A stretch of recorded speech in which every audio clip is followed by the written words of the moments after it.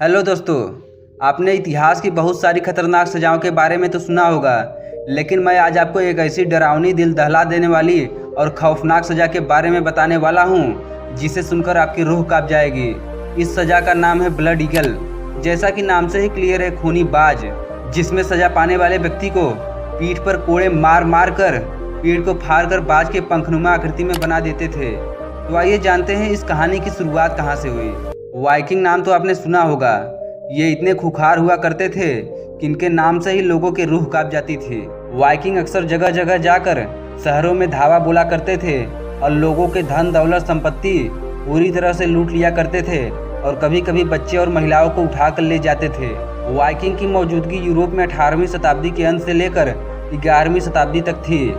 इन्होंने समय के साथ साथ अपना विस्तार किया और पूरे यूरोप में डर का माहौल बनाकर रखा। यह इतने खतरनाक थे कि उनके सामने जो भी आता था उसे तुरंत खत्म कर देते थे और यह किसी भी गलती के लिए बहुत भयानक सजा दिया करते थे, जिनमें से एक था ब्लड ईगल। यह बात उस समय की है जब वाइकिंग्स ने इंग्लैंड पर हमला कर दिया।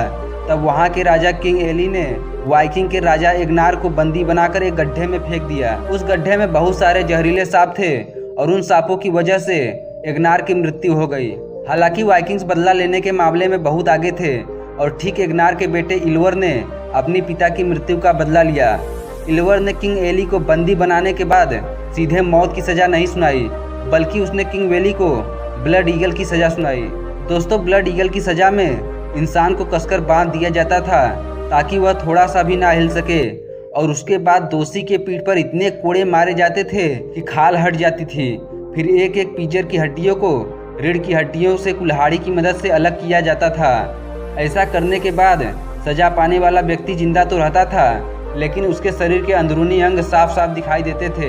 इतनी दर्दनाक यातना के बाद जब सजा पाने वाला व्यक्ति बेहोश हो जाता था तब उसके घावों पर नमक डाल दिया जाता था। नमक की जलन से सजा पाने वाला व्यक्ति वापस से होश में आ जाता था। उसके बाद उसके पीछे से फेफड़ों को बाहर निकाला जाता था और वह देखने में एकदम पंछी की तरह दिखाई पड़ता था।